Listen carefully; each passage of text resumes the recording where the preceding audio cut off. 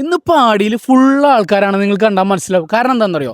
അതായത് ഞങ്ങളുടെ മതത്തിൽപ്പെട്ടവരല്ലാതെ മറ്റു മതത്തിൽപ്പെട്ടവർക്ക് ഞങ്ങളുടെ പെരുന്നാൾ ആഘോഷം മൂന്നാം പെരുന്നാൾക്കാണ് വെക്കാറ്. അപ്പം ഇന്ന് മൂന്നാം പെരുന്നാളാണ്. ഇന്ന് എല്ലാവർക്കും കൂടെ ബിരിയാണി വെച്ച് എല്ലാവരെയും ക്ഷണിച്ച് അടിപൊളി പരിപാടിയാണ്. നോക്കിയാൽ നമ്മൾ എന്താ വെക്കാൻ പോണ്?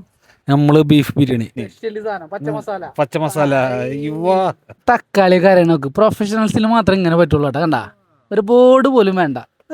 എന്താ നോക്കിയാണ് തുള്ളി തുണ്ടുകളെയുള്ള പുതിയ നമ്മുടെ ഷെഫിന്റെ ഐഡിയ നോക്കിയാ. എന്താ അലക്കുണ്ടാ? അപ്പൊ നമ്മള് ബീഫിനുള്ള മസാല റെഡിയാക്കാൻ പോണ്. തട്ട്. ആദ്യമായിട്ട് വെളുത്തുള്ളി, ഇഞ്ചി, പിന്നെ നമ്മളെ സവോളയും തക്കാളിയും.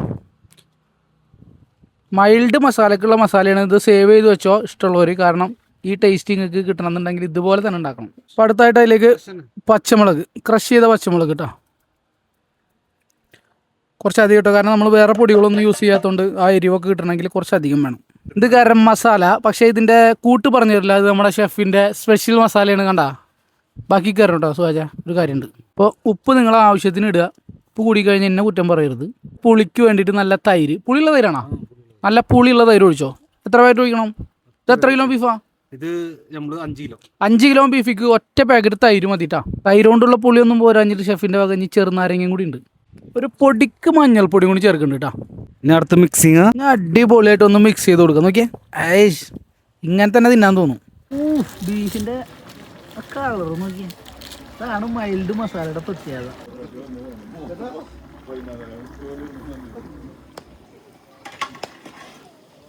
അപ്പൊ ഇത് സിജോ നമ്മളെ ചൂണ്ടലിൽ നിന്ന് നമ്മുടെ പാടിയിലേക്ക് വന്നിട്ടുള്ളതാണ്. സിജോ, ഞങ്ങളെ വിളിക്കാറ് നിങ്ങളെ വീട്ടിലേക്ക് അവിടെ പോർക്ക് ഉണ്ടാവാറുണ്ടല്ലോ? ഉണ്ട് അല്ലേ? അപ്പൊ ഞങ്ങള് കഴിച്ചില്ലെങ്കിലും പോർക്കുള്ളിടത്തൊക്കെ ഞങ്ങള് പോകും വരുന്നുണ്ട്. പിന്നെന്താ, കുറെ ആൾക്കാർ പറഞ്ഞെന്താ വെച്ച് കഴിഞ്ഞാൽ നിങ്ങളെന്താ പോർക്ക് വെക്കാത്തത്? സംഭവം ഞങ്ങൾ കഴിക്കാറില്ലാന്ന് വെച്ചിട്ട് ഞങ്ങള് സിജോട് പറയില്ല ഞങ്ങള് അതുള്ളിടത്തേക്ക് വരില്ലാന്ന്. ഇല്ലേ?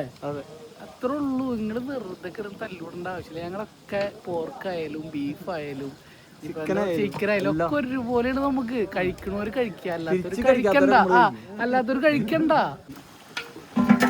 ബൈ, ഇങ്ങനെ തീ എവിടെ ഇരിക്കണം, ചെമ്പ് എവിടെ ഇരിക്കണം അറിയില്ലെങ്കിൽ ഈ പരിപാടിക്ക് നിൽക്കല്ലേട്ടാ. ഇത് വണ്ടിയിൽ നിന്ന് ഇറങ്ങാത്ത ടീമാണ് ഗൈസ്. ഒരു ഷെഫാണ്, പക്ഷെ ഇപ്പൊ പറഞ്ഞ സമയം നോക്കിയാ അത് ശരിയല്ല കേട്ടോ. സിദ്ധോ എവിടെ ഇരുന്ന്?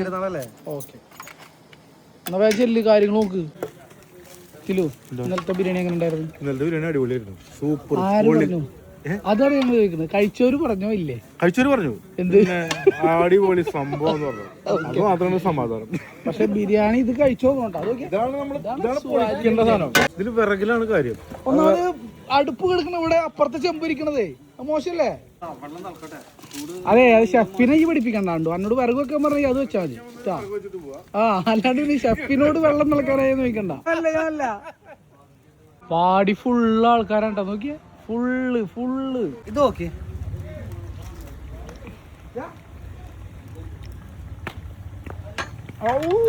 എന്താ മസാല മോനെ, മൈൽഡ്.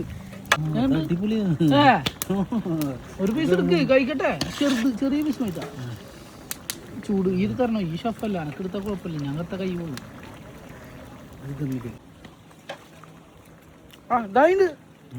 ഇത് മിലായി കഴിഞ്ഞാണ്ടല്ല പൊടിഞ്ഞു പോവും. താങ്കൾക്ക് ഇന്നത്തെ പരിപാടിനെ കുറിച്ച് എന്താണ് പറയാനുള്ളത്?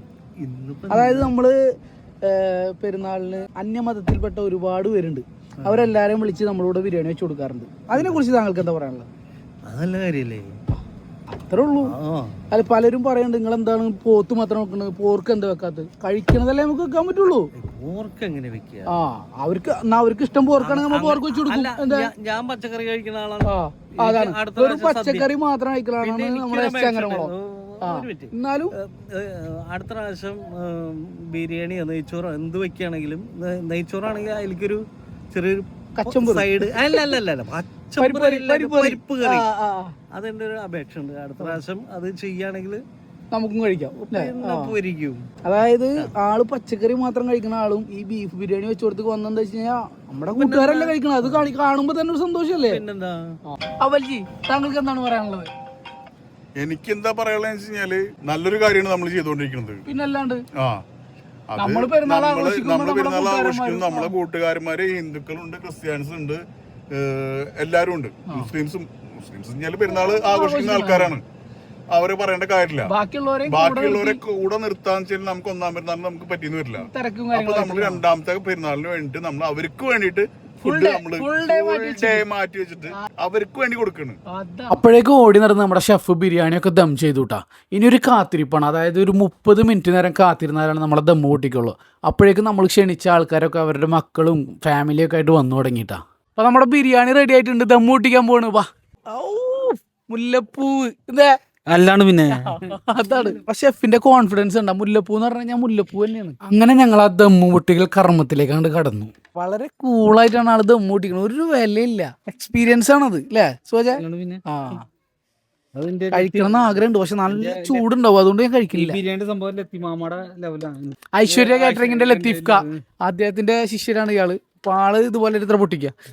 കാല് കൊള്ളത് ഒടഞ്ഞി മക്കളെ, ബീഫൊക്കെ ഒടഞ്ഞു പോയിട്ടുണ്ട്. അമ്മാതിരി ദമ്മാണ്.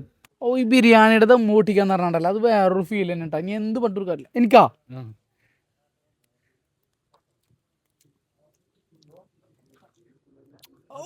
എന്താ സാധനം മോനെ. അപ്പൊ നമ്മളെ ദമ്മ് പൊട്ടിച്ച സ്മെല്ലൊക്കെ വരുന്നുണ്ട്. ശിഖ വിശക്കുണ്ടാ? ആ ടൈം ആയില്ലേ? അമ്മക്ക് വിശക്കുണ്ടാ? അപ്പൊ ഞങ്ങൾ എല്ലാരും കൂടെ ഭക്ഷണം കഴിക്കാൻ പോവാണ്. ഒരു പീസ് അങ്ങോട്ട് എടുത്താണ്ടല്ല, അതൊക്കെ കണ്ട പൊട്ടിപ്പോവും, അതാണ് അവസ്ഥ. പിന്നെ ഞങ്ങൾ കൂട്ടുകാരന്മാരും കുട്ടികളും എല്ലാവരും കൂടെ ഒരുമിച്ചിരുന്ന ബിരിയാണി അങ്ങ് തിന്നു. നമ്മുടെ ബർത്ത്ഡേ ആയിട്ട് ഹാപ്പി ബർത്ത്ഡേ പറഞ്ഞു. മിഠായി കിട്ടി എനക്ക്? ഹാപ്പി ബർത്ത്ഡേ പറയും. പോകണോ? നീ എന്നാ വരിക? ഫുഡ് എങ്ങനെ ഉണ്ടായിരുന്നു?